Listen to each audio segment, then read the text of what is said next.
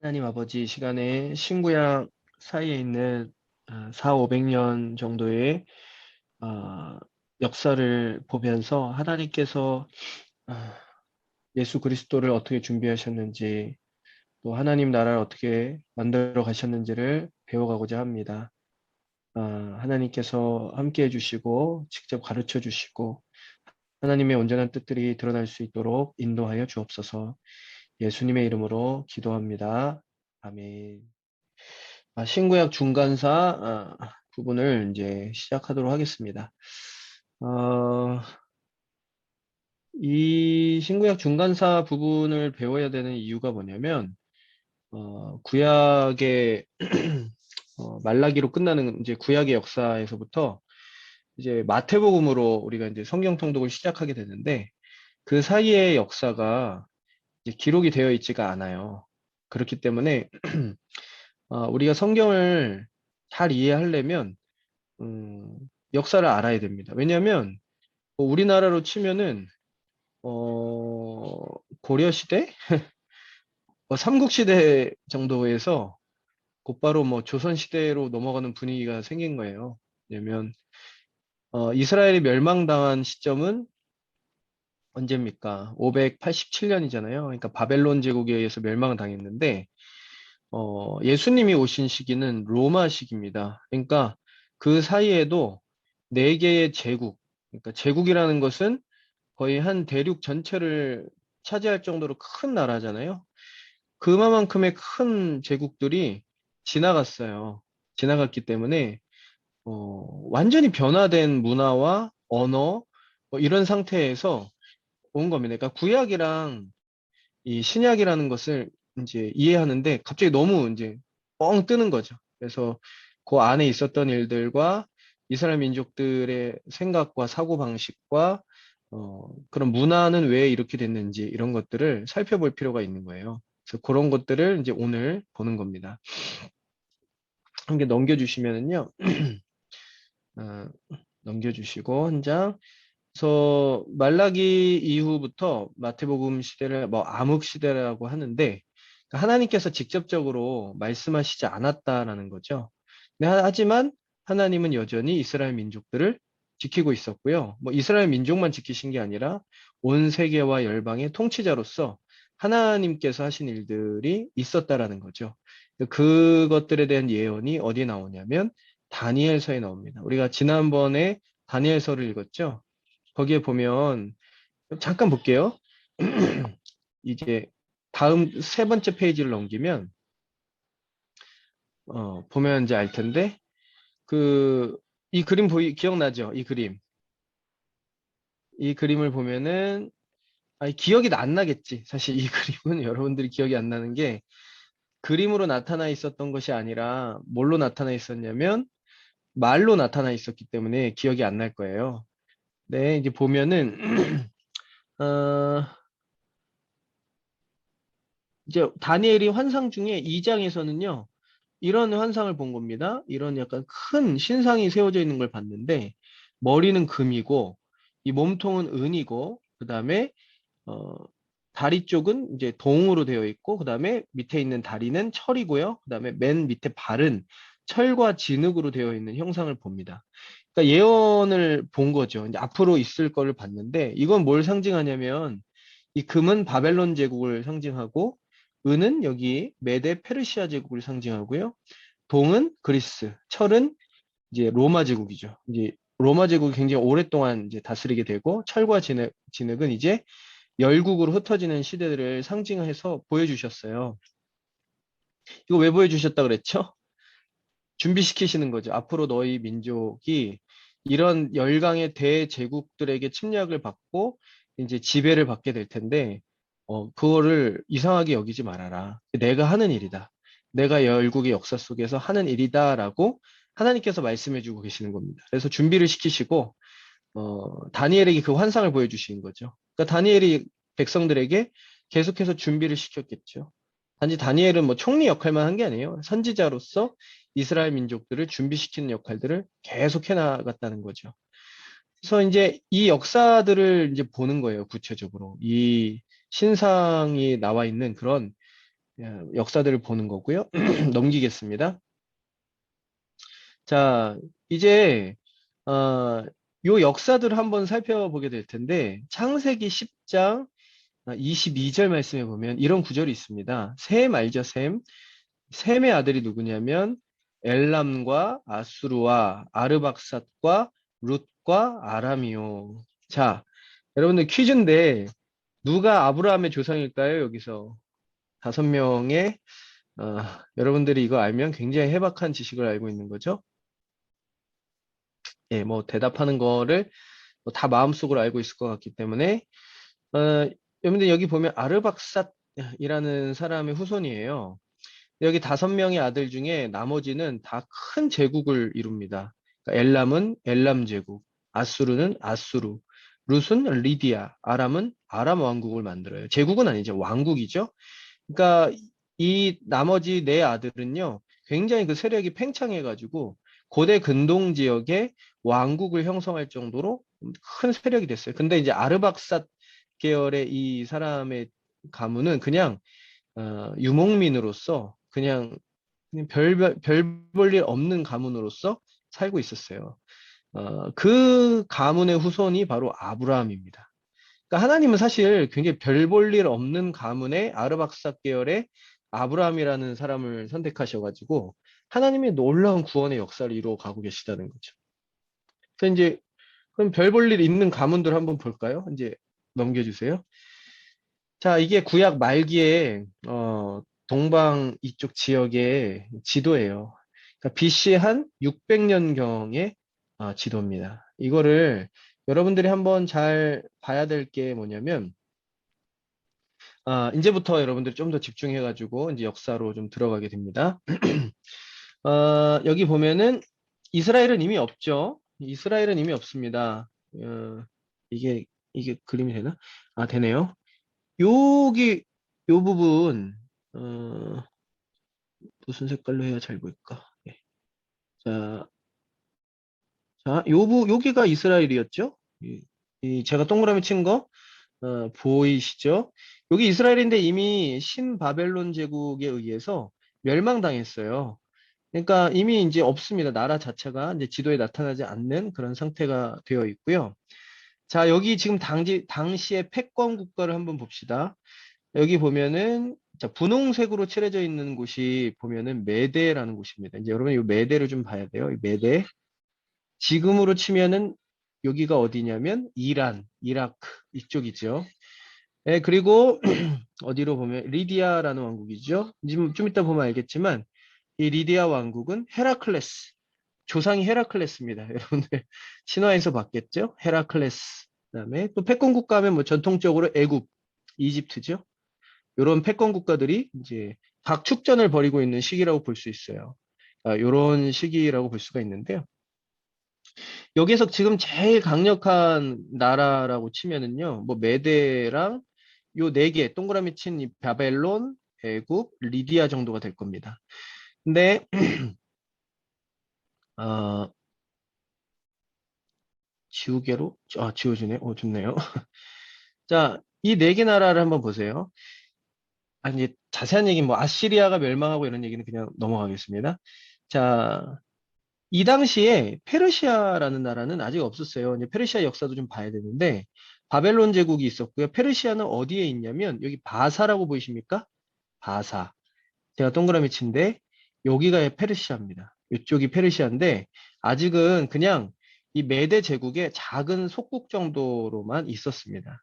그러니까 그 정도 상태에 있었는데 어떻게 이 페르시아가 강력한 나라가 됐는지 좀 볼게요. 넘겨주세요. 자, 요거를 좀 이해를 해야 되는데, 여러분들 우리나라 역사도 지금 잘 모르는데, 페르시아 중근동의 역사를 지금 보고 있는 거예요. 자, 첫 번째로 여기 이 헤라스클레스 가문 있잖아요. 이 헤라클레스 가문이랑 메로니스 가문을 합쳐가지고 리디아 제국이라고 합니다. 아까 서북 쪽에 있었던 리디아 제국이라고 볼 수가 있어요. 자, 이제 어떻게 시작되냐면 여기에 보면 여기 되게 이제 중요한 사람이 나오는데 바로 여기 자, 여기 이 공주 있잖아요. 이 공주. 이 헤라클레스 가문과 메롬나스 가문에 있던 이 공주를 메디아 제국, 아까 저기 그 분홍색 나라 있잖아요. 메데 제국으로 결혼을 시켜서 보내요. 그러니까 이 두 리디아 제국이랑 미디아 왕국은요 동맹 관계라고 볼 수 있죠. 다시 한번 지도를 볼래요? 제가 이거는 이제 조금 이제 설명을 해야 돼가지고 자, 다 지우고 자, 그러니까 이 리디아 왕국 여기 헤라클레스 가문인 여기서 공주를 이 메데 제국으로 시집을 보내는 거예요. 여기서부터 이제 스토리가 시작이 됩니다. 이 공주를 시집을 보내는데 이 메데 제국의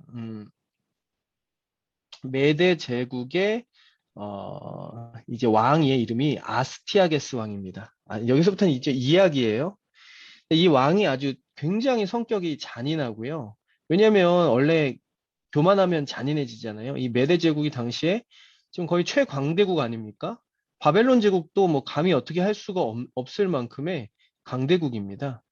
이 메데 제국의 아스티아게스 왕이요.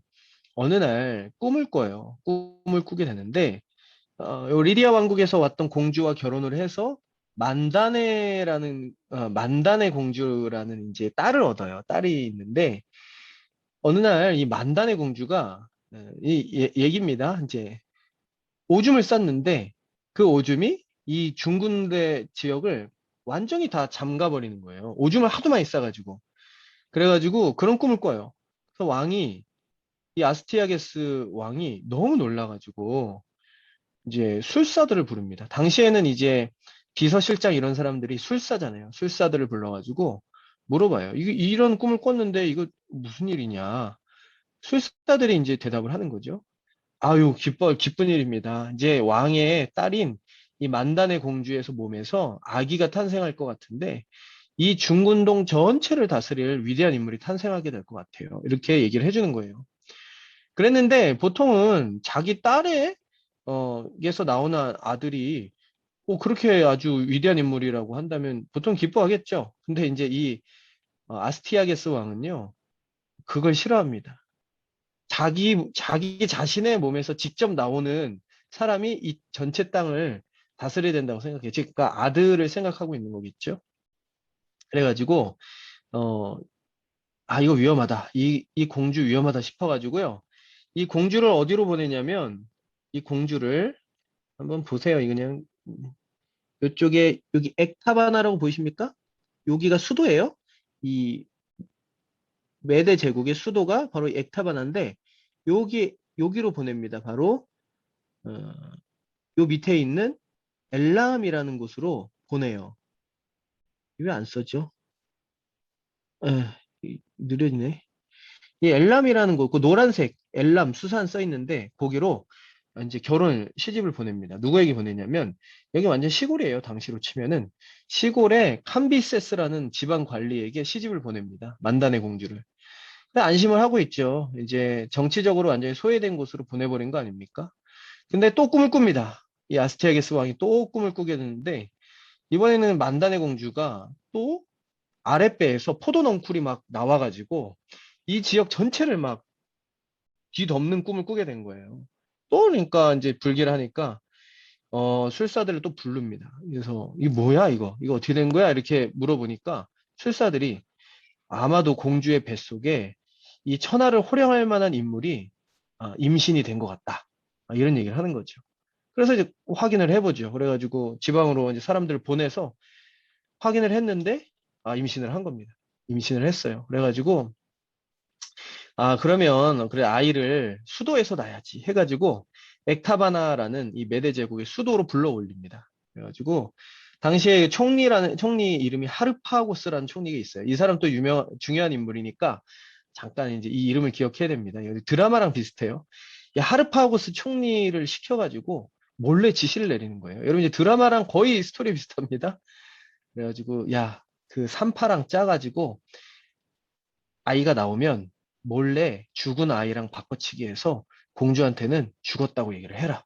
이렇게 얘기를 해요. 그래서 이제 하르파고스 총리가 죽은 아이를 데리고 와서 산파랑 이제 속닥속닥 짜가지고요. 공주가 아기를 딱 낳는데 죽은 아기를 들여보내고 공주한테는 아이가 죽었다고 거짓말을 칩니다. 그리고 나서 아이를 데리고 이제 자기네 집으로 와요. 총리네 집으로 오는데 왕이 죽이라고, 당장 이 아이를 죽이라고 명령이 떨어지는 거죠.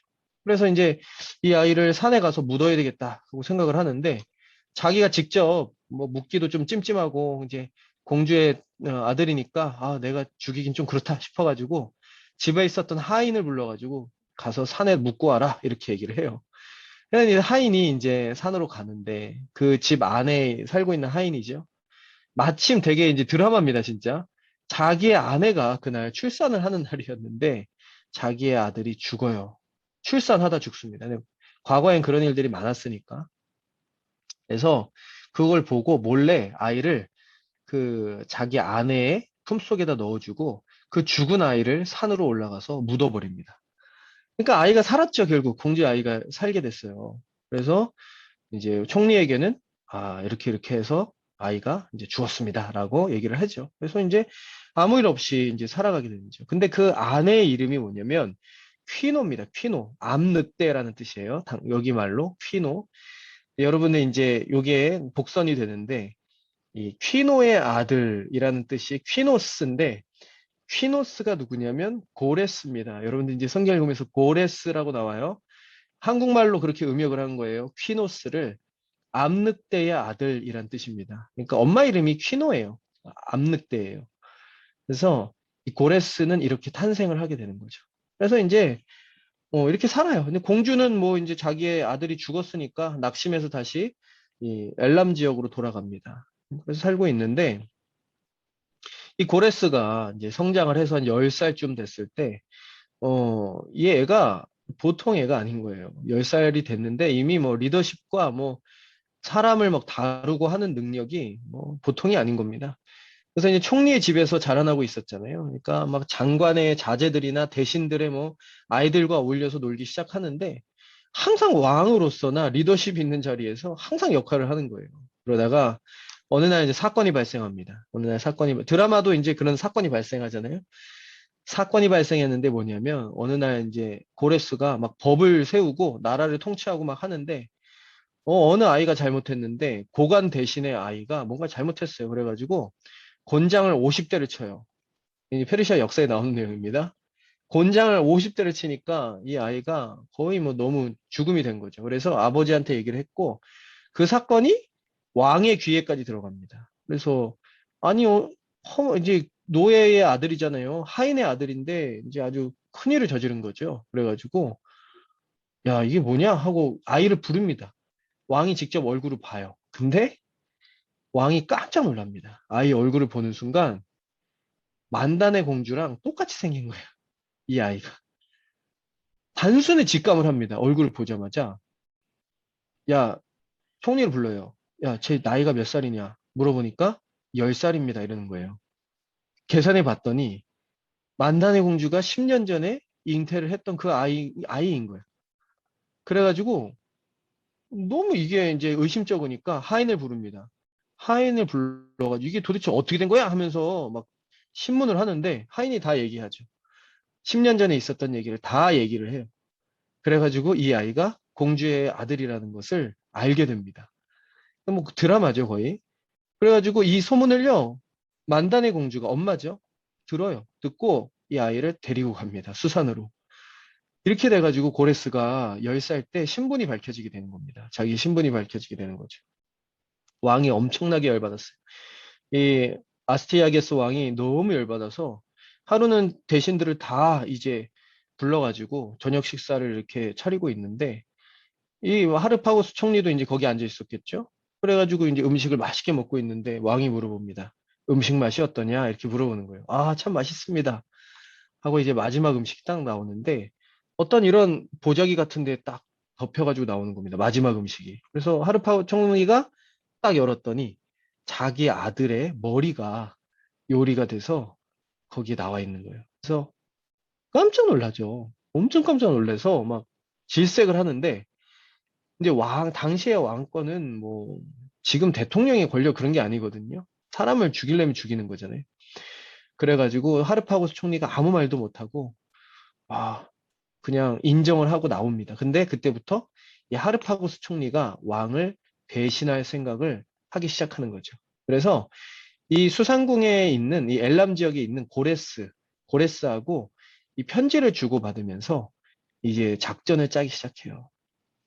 이렇게 스토리가 흘러가고 있는 겁니다. 뭐 이제 옛날 얘기인데 재미있나요?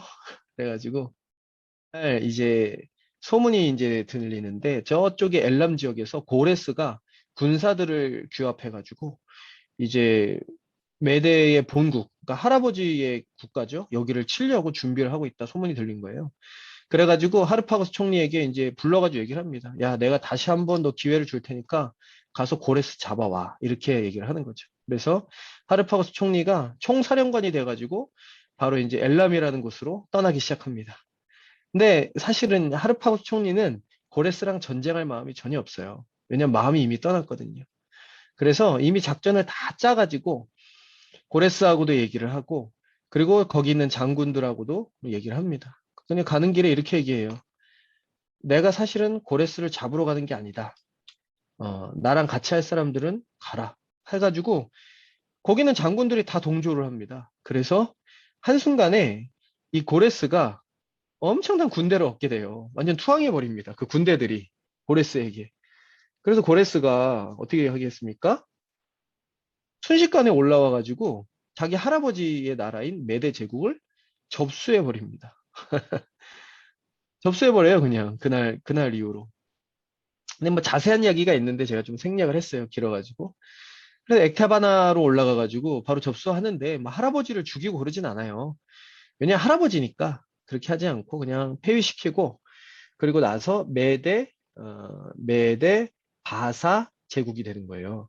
여기 성경에 보면 메데 바사 제국 이런 말이 나오는데 지금 요런 상황을 얘기하는 겁니다. 메데 제국과 바사는 페르시아죠, 앞으로. 페르시아 제국이 잠시 연합국 형태로 나타나게 되는데 바로 그때 고레스 통치 초기입니다. 하지만 나중에 그냥 페르시아 제국으로 이름이 완전히 바뀌어버리게 되죠. 그래서 초대 황제가 되는 거죠. 자, 여기서부터 고레스 얘기를 조금만 더 하겠습니다. 자, 여기 보면, 자, 어, 자, 여기 보면은요, 눈에 가시와 같은 국가들이 몇 개가 있어요. 뭘까요? 자, 보면, 요 나라겠죠. 리디아 왕국. 왜냐면, 자기 할아버지, 자기 할머니가 여기 리디아 왕국 출신이에요. 그러니까 한마디로, 자기 할아버지한테 시집 온 공주가, 여기 공주가 시집으로 왔죠. 그러니까 소문을 듣자 하니까 뭡니까? 이 리디아 왕국에 크로이소스라는 왕이 있는데 자기 여동생이거든요. 그 아스티아게스 왕에게 그 시집을 보내서 자기 여동생의 나라가 쿠데타 같은 게 일어나가지고 그냥 하루 강아지 그냥 법무서운지 모른다고 그 손자가 할아버지 나라를 꿀꺽해 해가지고 엄청나게 화가 납니다. 그래서 한판 붙자. 그래서 이 리디아 왕국하고 이 메데 페르시아 제국하고요 싸움이 일어나는 거죠. 바로 이제 이쪽 지역에서 이 길리기아라고 보이세요? 제가 지금 너무 많이 칠해내가지고 잘 안 보이는 것 같은데 다 지우고 이 길리기아라는 곳에서 싸움이 일어납니다.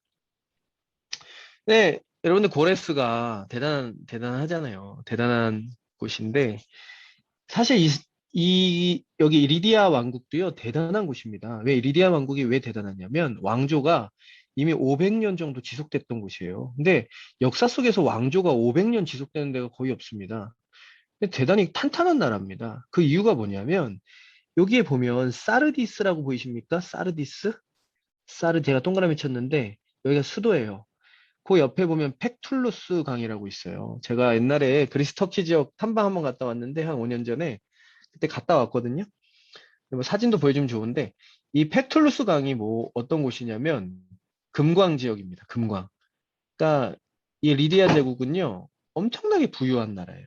그래서 요한계시록에 보면은요 4대라고 알죠? 4대. 4대 교회가 바로 이 사르디스입니다. 사르디스를 한국어로 4대라고 표현이 되어 있어요. 그래서 제가 그 부분 요한계시록 3장 1절 말씀 잠깐 읽어보면 거기에 나와 있죠. 4대 교회의 사자에게 편지하라. 하나님의 일곱 영과 일곱 뼈를 가지신 이가 이르되 내가 내 행위를 아노니 내가 살았다 하는 이름은 가졌으나 죽은 자로다. 이렇게 되어 있습니다. 이 4대가 바로 여기입니다. 사르디스입니다.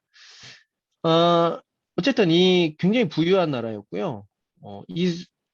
여기 왕이었던 크로이소스 왕은요, 철학자들을 굉장히 사랑해서 그리스 철학자들을 굉장히 우대했던 나라입니다. 그래서 학문, 정치, 군사, 뭐 경제 모든 것이 막강한 제국이었어요, 당시에. 그러니까 뭐 이제 고레스 왕을 굉장히 만만하게 여겼겠죠. 근데 이제 막상 길리기아라는 데서 고레스 왕의 페르시아 제국과 붙어봤더니 아주 이 군대가 날쌔고 표범 같은 거죠. 한마디로. 뭐 감당이 안 되는 겁니다. 그래서 바로 퇴각을 해서 이 사르디스까지 퇴각을 합니다. 고레스가 끝까지 추격을 하죠. 그래서 순식간에 리디아 왕국이 점령당해요. 그래서 이 크로이소스 왕이요. 여기서 포로를 당해서 어디까지 끌려오냐면 여기 보세요. 화살표 이 엘람이라는 곳까지 포로로 잡혀옵니다. 이 스토리를 보면은요. 이 자기 고향이죠. 어떻게 보면 이 고레스의 고향으로 포까지 끌려오는데 아니 끌려오면서 이 크로이소스 왕이 되게 자존심이 센 왕이거든요. 아, 뭔가 잘못됐다. 이런 말 한마디라도 하면 살려주려고 그랬어요. 근데 아무 말도 안 합니다. 표정이 변화가 하나도 없고, 그래서 고레스가 화가 많이 나가지고 화형을 시킵니다. 그래서 장작 더미를 높게 쌓고 크로이소스를 올려놓고 불을 질러요. 근데 불을 질렀는데도 이 영감이, 크로이소스 영감이 표정 하나 변화 없이 그냥 죽음을 맞이하는 거예요. 그래서 고레스가 이 모습을 보고, 야, 죽이면 안 되겠다. 저 사람은 인물이다. 해가지고 불을 끌려고 하는데 불이 안 꺼집니다. 너무 불이 갑자기 많이 붙어가지고. 그래서 어쩔 수 없이 죽게 되는데 갑자기 하늘에서 소나기와 아주 엄청난 비가 내려가지고 불이 꺼져요.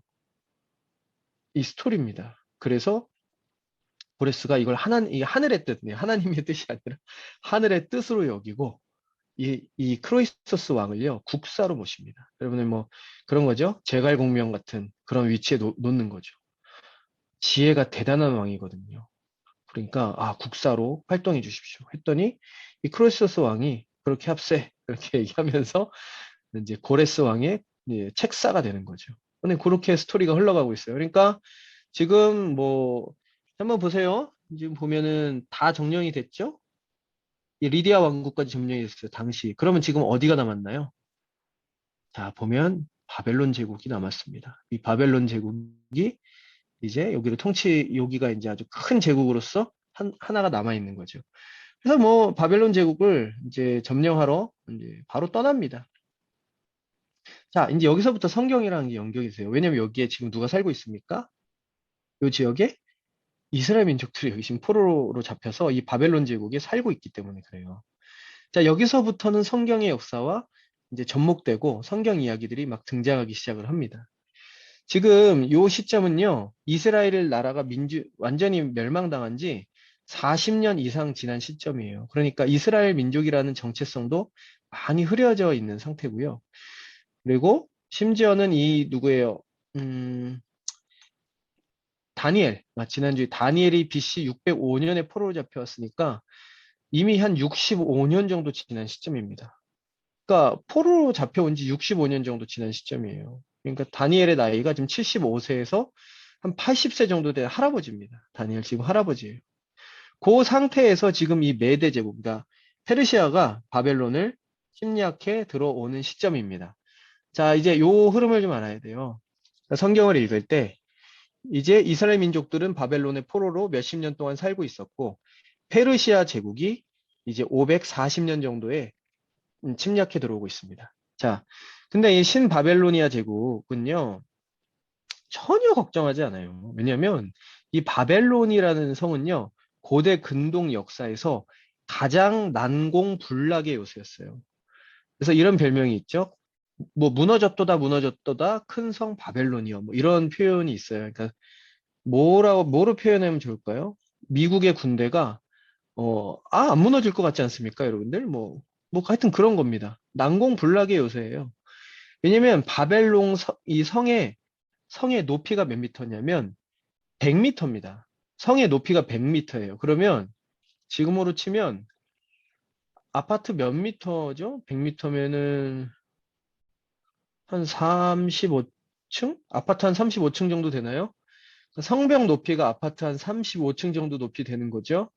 그래서 성벽의 두께가 더 압도적인데 두께가 33m입니다.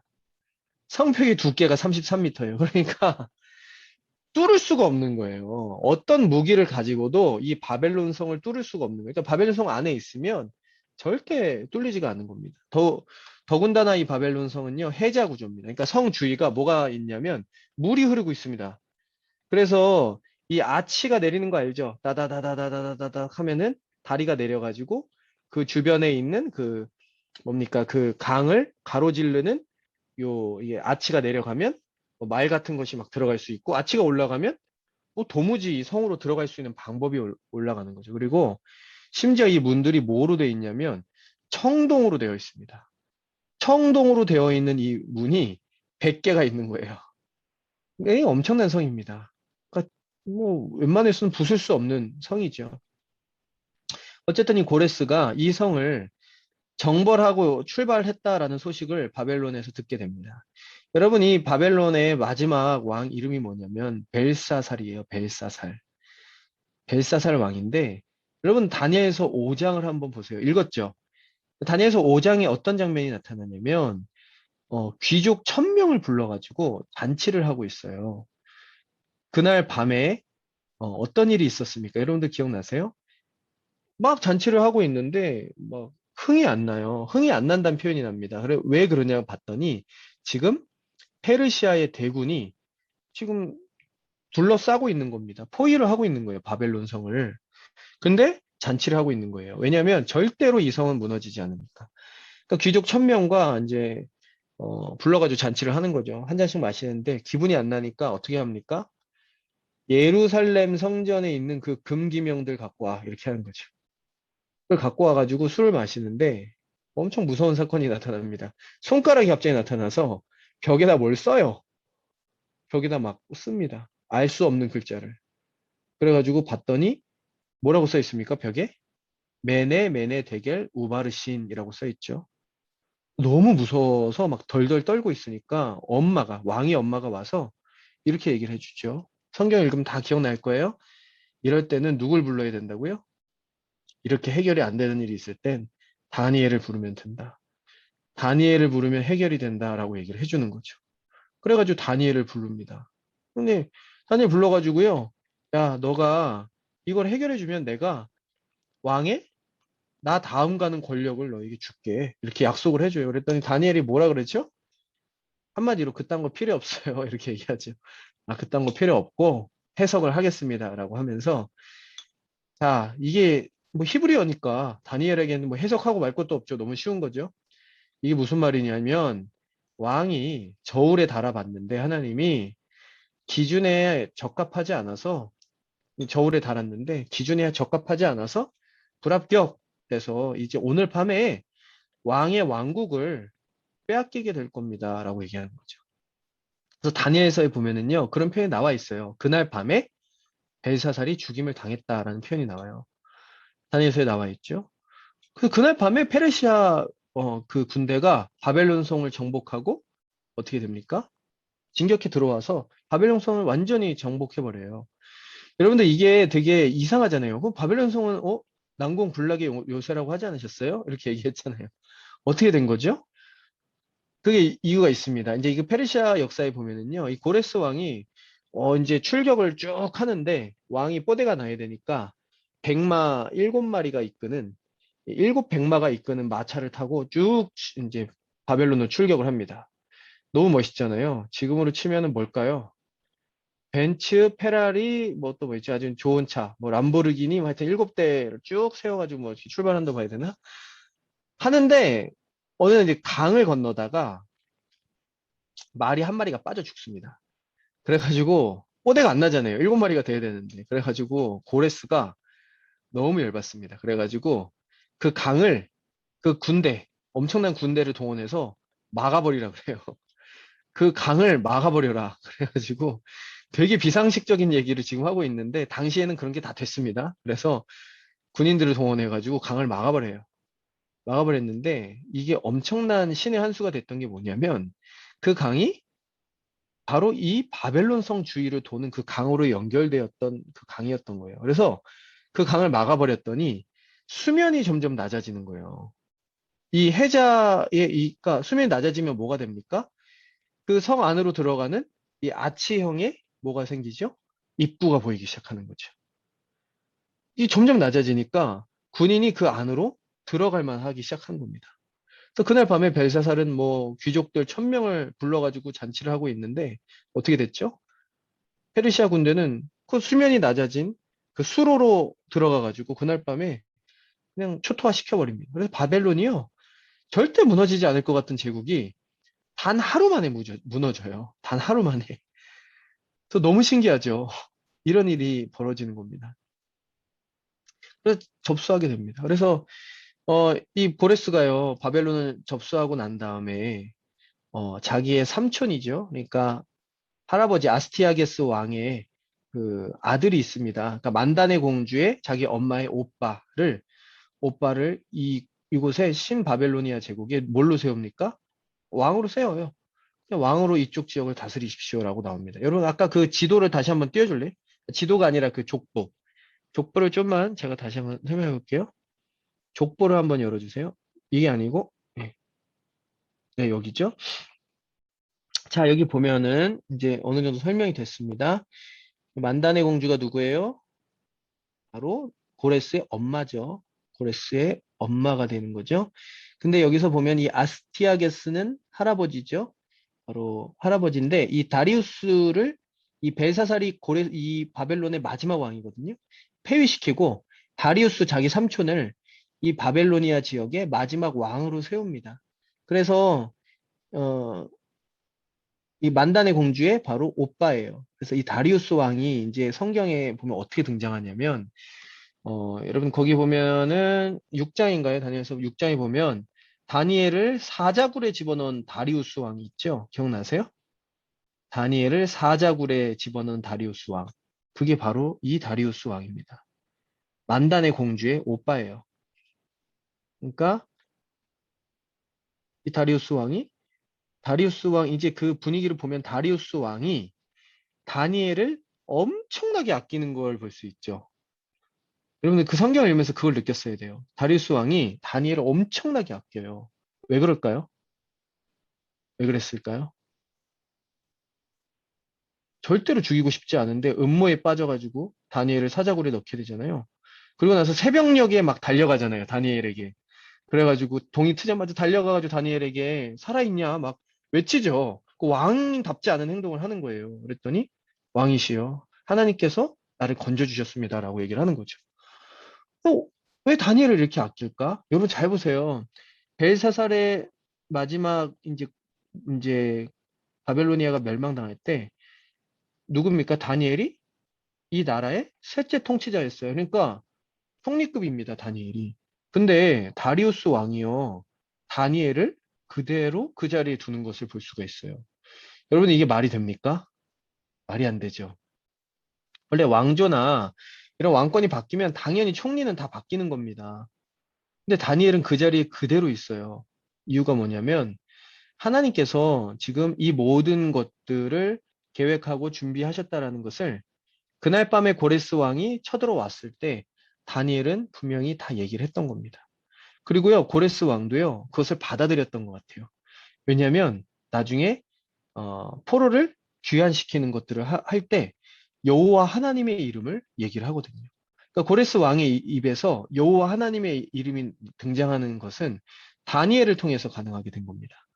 그러니까 이 다니엘이 바로 그것들을 얘기했죠. 이렇게 얘기했을 겁니다. 아마 고레스 당신이 아무리 위대한 사람이라고 할지 몰라도 이 모든 것은 하나님께서 당신에게 허락하신 일입니다. 라고 얘기하면서 얘기를 했겠죠. 근데 물론 그게 어떻게 받아들여질 수 있느냐라고 얘기할 수 있어도 이 고레스 왕이 그것을 받아들인 것 같아요.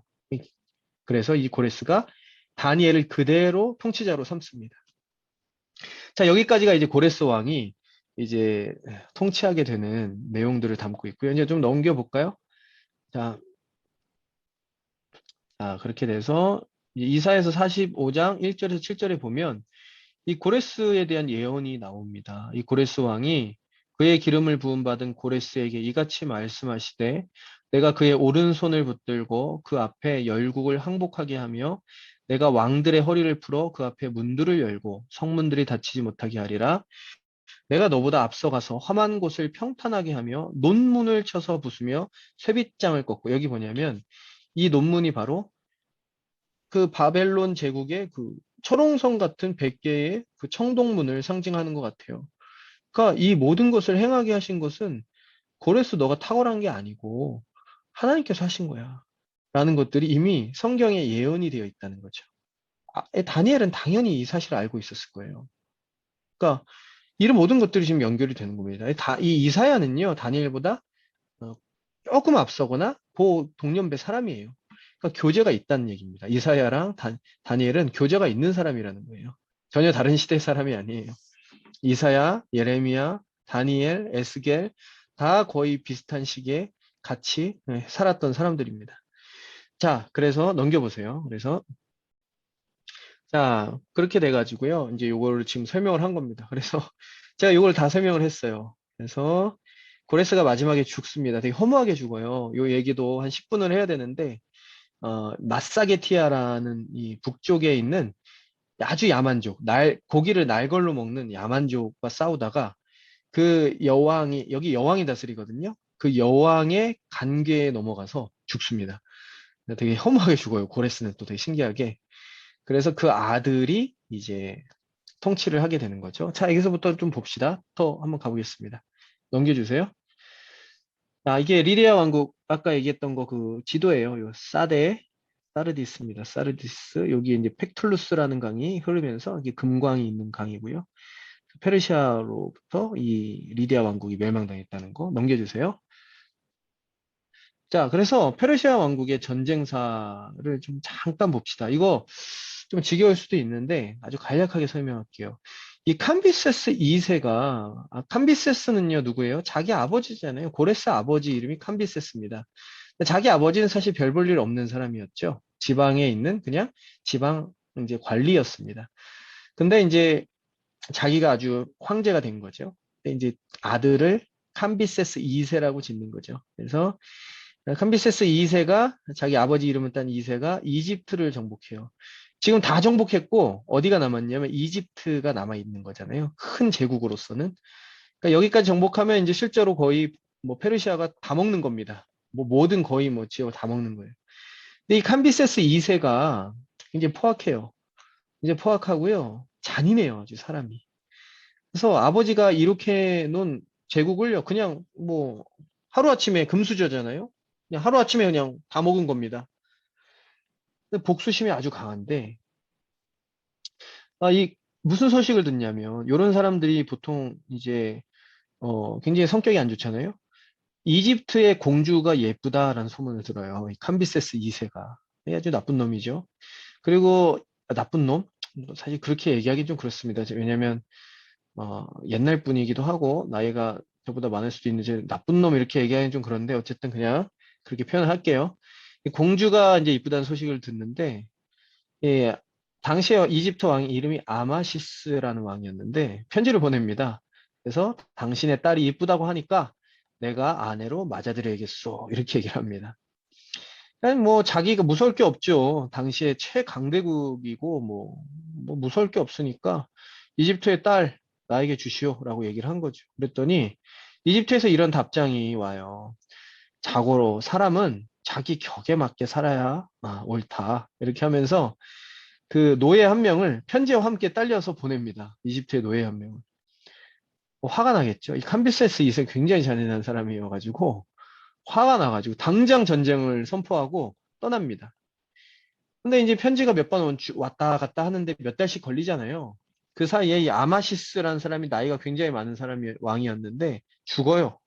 그래서 막상 이제 몇 달이 걸려서 쳐들어갔더니 그 아들 사메티코스라는 사람이 왕이 되어 있었고 막상 그 아마시스라는 왕은 죽은 거예요. 그래가지고 이 사메티코스가 뭐 세계 최강대국이 지금 쳐들어오니까 도망갑니다. 멤피스라는 곳까지 도망을 가는데 멤피스까지 쫓아가가지고 왕을 사로잡습니다. 이 사메티코스에게 당신 아버지 아마시스 왕의 무덤으로 인도해 달라 이렇게 얘기를 해요. 그래서 데리고 왔더니 이 캄비세스가 정말 굉장히 나쁜 성격을 갖고 있는 게 이 캄비세스가 자기에게 모욕을 준 거 아닙니까? 네? 모욕을 준 이 아므시스의 그 미라잖아요. 이집트는 미라를 파헤쳐 가지고요. 시체를 매다릅니다. 말에다가 매달아 가지고요. 그 시체를 이집트 시내로 끌고 다니는 거예요. 얼마나 끔찍합니까? 아버지 시체를요, 이집트 시내로 끌고 가요. 여러분들, 이때부터 이집트와 페르시아는요, 결코 화해할 수 없는 원수지간이 됩니다. 거의 우리나라와 일본이 지금 뭐 사실 뭐 크게 좀 반감이 없을 수 있지만 계속 반일 감정, 뭐 한일 뭐 이런 감정이 남아 있는 것처럼 그런 원수 관계가 되는 이유가 바로 이 사건 때문에 그래요. 이 캄비세스 2세가 만행을 저지르는 거죠. 그래서 이제 어쨌든 이집트가 이렇게 정벌이 됩니다. 그러니까 뭐 이 지금 페르시아는요 굉장히 콧대가 높아질 수밖에 없죠. 근데 이제 그 아래에 있는 나라가 어디냐면 구스입니다. 구스. 근데 이디오피아라는 나라인데 이제 명령을 하는 거죠. 내가 세계 최강 대국이니까 이제 조공을 바쳐라 했는데 이 이디오피아에는요 이제 여왕이 있었습니다. 여왕이 이 화를 보내면서 이렇게 조롱을 해요. 야, 너 같은 젖먹이가 무슨 우리와 같은 이런 나라한테 조공을 받으려고 하냐. 네가 이 화를 당기면 내가 생각해 볼게 하면서 그 화를 보냈는데 이 캄비세스 2세가 이제 대신들이 다 왔는데 그 활이 도착한 거예요. 이 당기는 활 있잖아요. 아무리 당겨도 뭐 이거 안 당겨지는 거예요. 왜냐면 이 이디오피아 사람들은 굉장히 기골이 장대하고 힘이 셌거든요, 당시에. 그러니까 당시 그 군인들이 쓰는 활을 이 캄비세스 2세가 못 당기는 겁니다. 그래가지고 엄청 화가 나요. 근데 그 동생이 있어요. 스메르디스라는 동생이 있는데 자기 동생이 아유 형 그거 한번 줘봐. 내가 한번 당겨볼게 하면서 그 앞에서 당겨버립니다. 활을. 또 드라마죠. 뭐 이런 분위기도 확 당겨버려요. 그러니까 오 막 제 신하들이 굉장히 또 스메르디스가 대단하다 뭐 이렇게 하겠죠. 그래서 이 동생 스메르디스를 이제 전쟁으로 내보냅니다. 이 캄비세스 2세가 야 동생아 그러면 너가 이 이디오피아를 정복해라 하는데 굉장히 모욕을 당했잖아요. 캄비세스 2세는 굉장히 뭔가 피해의식이 있는 사람인 것 같아요. 뭔가 이게 성격이 가는 길에 자기 동생을 암살해요. 그 전쟁으로 보내놓고선 사막에서 자기 동생 스메르디스를 암살합니다. 그래가지고 사막에다가 모래에다 묻어버려요. 그리고 나서 이제 나머지 이제 사령관들이 군대를 이끌고 저 멀리 구스까지 가는 거죠. 구스까지 가는데 어 이제 스메르디스가 이제 아니죠. 제가 잘못 얘기했습니다. 그래서 이제 자기가 직접 군대를 이끌고 저쪽 구스 이디오피아까지 갑니다. 캄비세스 2세가 가고 있는데 본국에서 자기의 동생 스메르디스가 왕이 되었다라는 전갈이 들려오는 거예요. 이거 저는 제가 드라마로 만들면 되게 재밌을 것 같은데, 이게 뭔 소리야? 하면서 이 반역이 일어났구나 하면서 돌아가요. 근데 가는 길에 이 캄비세스가 저기 이제 어떻게 하다 죽냐면 이 칼을 보통 이제 진격할 때 이렇게 쭉 뽑아가지고 하늘로 쳐들잖아요. 그걸 다시 이제 칼집에다 꼽아야 되는데 자기 허벅지에다 꼽습니다. 그래가지고 파상풍이 걸려서 죽어요. 캄비세스 2세가. 역사가 왕들이 왜 이렇게 죽지 막 이런 것들이 많은데 캄비세스 2세가 그 돌아가다가 그 파상풍에 걸려서 죽습니다. 그리고 이제 돌아가는데 여러분들이 이제 요 이제 배경을 좀 알아두면 좋은데 왕에게 당시 페르시아에게는요 일곱 모사라고 있습니다. 일곱 모사. 그러니까 왕의 최측근이에요. 이 일곱 모사는 바로 그 왕의 캄비세스의 동생인 스메르디스가 죽었다는 사실을 알고 있었어요. 근데 본국으로 돌아갔더니 스메르디스랑 똑같이 생긴 사람이 왕이 되어 있는 거예요. 너무 신기하죠. 근데 그 사람은 이미 죽었거든요. 너무 신기해서 이거 어떻게 해야 되지 하고 있는데 왕의 침실에는요 아무도 못 들어가거든요. 근데 이 왕의 침실에 아무도 못 들어가니까 내부 스파이를 이용해 가지고 이 왕의 귓볼이 둘 다 붙어 있는지를 확인하게 합니다. 근데 이걸 왜 그러냐면 왕의 친척 중에서 스메리디스랑 완전 똑같이 생긴 사람이 있었거든요. 그 사람이라는 거 직감한 거죠. 그래서 봤더니 귓볼이 없는 거예요. 그래서 야, 이거 가짜다라는 것을 판명을 하고서 이제 어, 진격해서 들어가는 거죠. 그래 한번 보세요. 여러분들 그 아까 그 번호에 거기로 한번 넘겨줘. 다시 족보로 다시 한번 가주세요. 자, 여기 보면 자, 그래서 되게 재밌어요. 여기 세 번째 왕이 고레스, 캄비세스 2세, 푸슈도 스메르디스라고 되어 있죠. 이 푸슈도가 무슨 뜻이냐면 가짜라는 뜻입니다. false.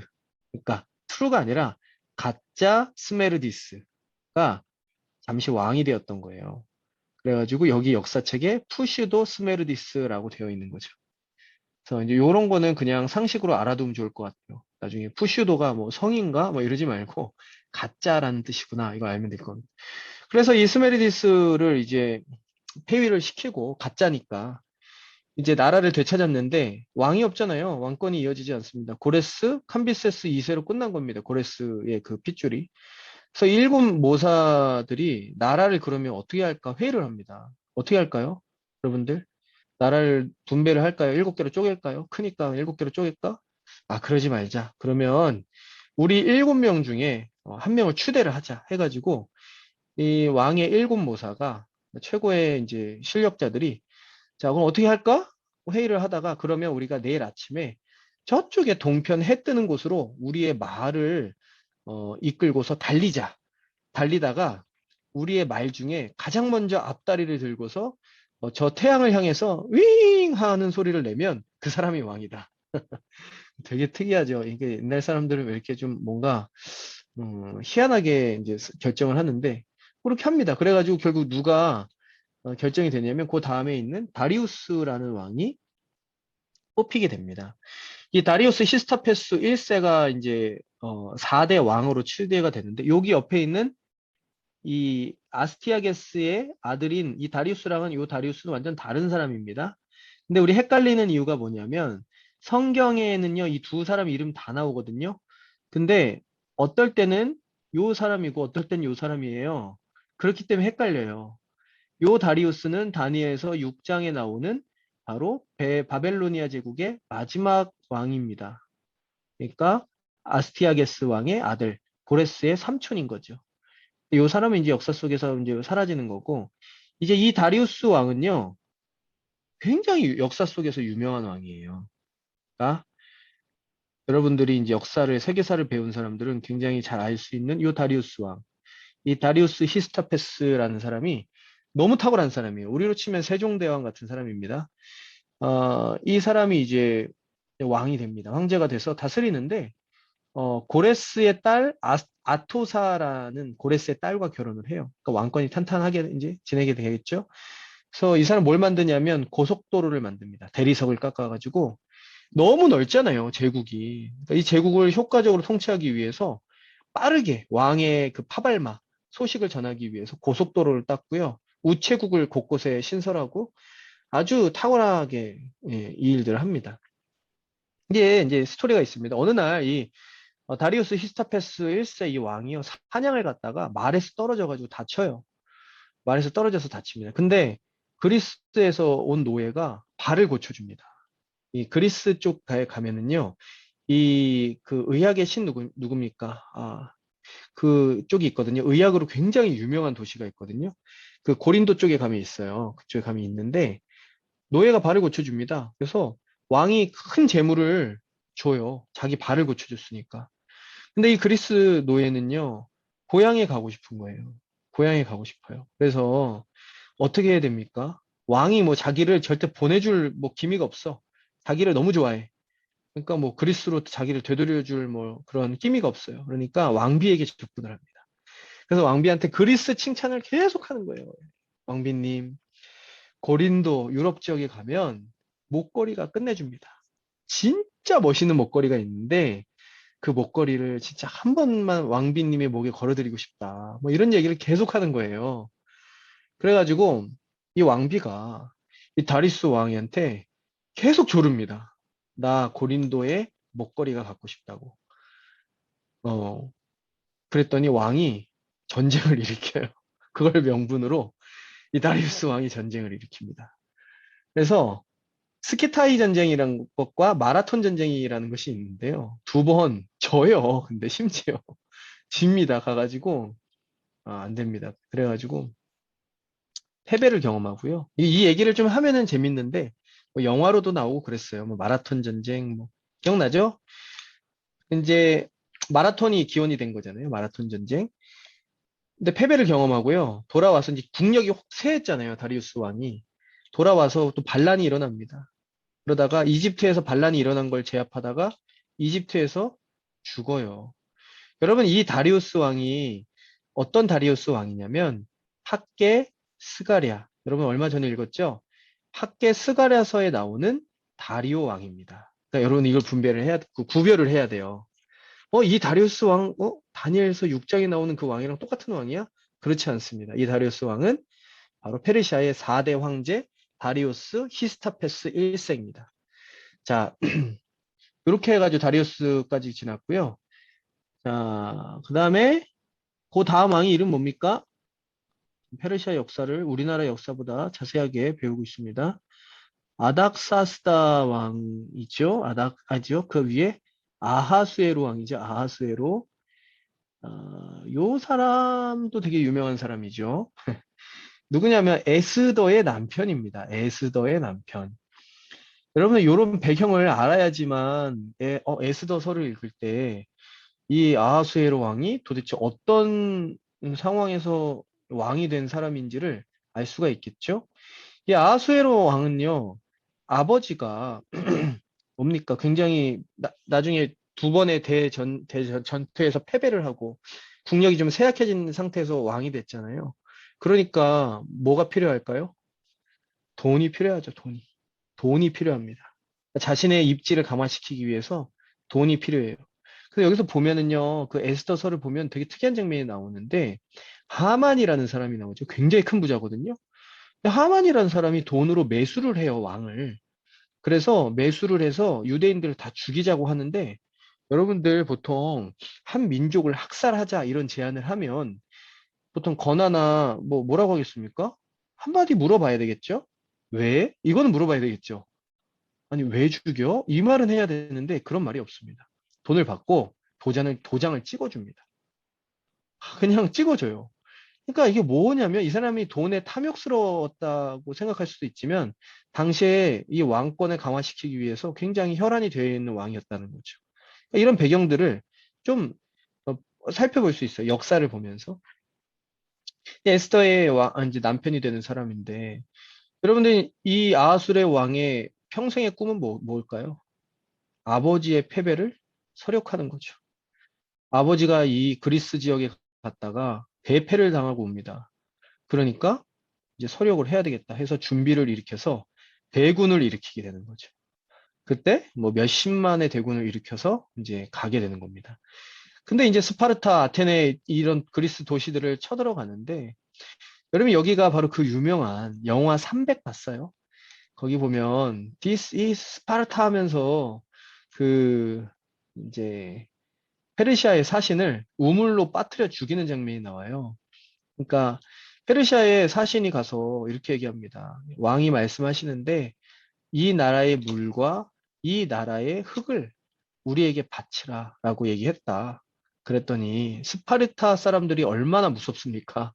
스파르타 도시에 가가지고 그렇게 얘기했다가 그 사신을 그 우물 속에다가 쳐 죽입니다. 그러면서 하는 말이 뭐예요? 그 우물 안에 물도 있고 흙도 있으니까 마음껏 퍼가라 라고 얘기하면서 죽여버려요, 사신을. 그래서 전쟁이 일어납니다. 그래서 300 영화의 배경이 되는 전쟁이 바로 이 전쟁이죠. 이 아하수에로 왕의 이름이 거기 영화에는 뭐 크세스라고 나오는데 이 진짜 이름이죠. 같은 말입니다. 그래서 전쟁이 시작되는데 이 테르모필레라는 협곡이 있어요. 그러니까 좁습니다. 이 폭이 뭐 마차 한 두 대 정도 지나갈 정도의 아주 좁은 협곡으로 이 페르시아 군대를 유인해요. 그래가지고 300명이서 엄청난 그 뭐랄까 공격의 그런 어떤 거의 어벤져스급으로 이제 방어를 해가지고 페르시아군을요 계속해서 이깁니다. 그 협곡에서. 근데 그 협곡을 통과하지 않으면 그 도시로 들어갈 수가 없거든요. 그러니까 이제 굉장히 어려운 거죠. 그러다가 이제 그 영화를 봐도 나와 있는데 한 명이 배신을 합니다. 그래서 이 도시로 들어갈 수 있는 비밀 통로를 알려줘요. 그래서 글로 들어가서 바로 어떻게 됩니까? 아테네가 점령이 거기에 돼요. 그 스파르타 지역이 점령이 돼요. 300명도 모두 다 죽습니다. 그래서 이를 계기로 당시에 그리스 도시들이 굉장히 4-4-5분되어 있었거든요. 그러니까 뭐 모래알 조직인 거죠. 그랬는데 그때 이제 그리스 본토에 있는 도시들이 연합을 하기 시작합니다. 야, 우리 이러다가 다 망한다. 그래서 그리스 도시들이 다 연합을 해가지고요. 플라타리아 전투라는 것과 살라미스 해전이 있습니다. 그래서 페르시아랑 이 두 번의 대전에서 또 승리를 거둡니다. 그러니까 그리스가 이제 두 왕에 걸쳐서 나라를 지켜낸 거예요. 그래가지고 이것을 기점으로요, 페르시아의 국력이 이제 하강세를 그리기 시작하는 거죠. 그러니까 이 엄청났던 페르시아도 전쟁 때문에 결국 망하기 시작하는 거예요. 자, 이렇게 되면은요, 그 다음 왕이 뭡니까? 그 다음 왕이 바로 아닥사스다죠. 아닥사스다. 이 아닥사스다 왕은, 자, 아닥사스다. 이 왕 때 배경이 누구냐면 에스라, 느헤미야. 이때가 바로 이 아닥사스다의 배경입니다. 뭐, 이 얘기는 이제 더 길게는 안 할게요. 그리고 이제 쭉쭉쭉 하다가 망하게 됩니다. 이제 페르시아도 이제 망하게 돼요. 여기까지가 여러분 페르시아의 간략사입니다. 여러분들, 어, 조선 왕조실록보다 더 재밌을 수도 있어요. 자, 넘겨주세요. 자, 이렇게 돼서 또 넘겨주세요. 자, 그래서 이제 그 다음에 제국이 어디냐면 바로 헬라 제국이죠. 헬라 제국. 그럼 한번 이게 이 헬라 제국이 뭐냐면 다른 말로 어, 알렉산더 제국이라고 불리는 거죠. 알렉산더. 이 알렉산더라는 아주 출중한 인물에 의해서 이 페르시아가 국력이 굉장히 쇠해지고 있었다고 했잖아요. 이 거의 뭐 왕이 나라를 잘 통치를 못합니다. 제국을 나중에. 그래서 이 알렉산더 대왕이 거의 페르시아 제국을 그냥 거의 접수하다시피 하고 들어갑니다. 이제 아버지가 암살당해가지고요. 이 알렉산더 대왕이 20세에 마케도니아 지역의 왕이 돼요. 지도를 한번 보여주실래요? 지도? 왜냐면 지역을 한번 봐야 되니까. 예. 어디 있죠? 마케도니아? 여기입니다. 무대가 바뀌는 거예요. 약간 변방이었던 여기 유럽이잖아요. 여기로 넘어가면. 그죠? 여기가 바로 마케도니아 지역이에요. 여기에서 이제 알렉산더 대왕이 다 먹어버리는 겁니다. 여기까지. 심지어 여기 인도까지 가요. 이집트까지. 이게 거의 뭐 당시 세계라고 할 수 있는 지역을 다 점령을 하게 되는 거죠. 그래서 지도를 이제 보면은 자, 지우고 자, 여기가 마케도니아고요. 여기가 그리스입니다. 지역을 잠깐 보면 이쪽이 그리스, 여기가 마케도니아 이렇게 되어 있습니다. 요 아래가 이제 아까 이제 큰 전쟁을 치렀던 그쪽 지역이에요.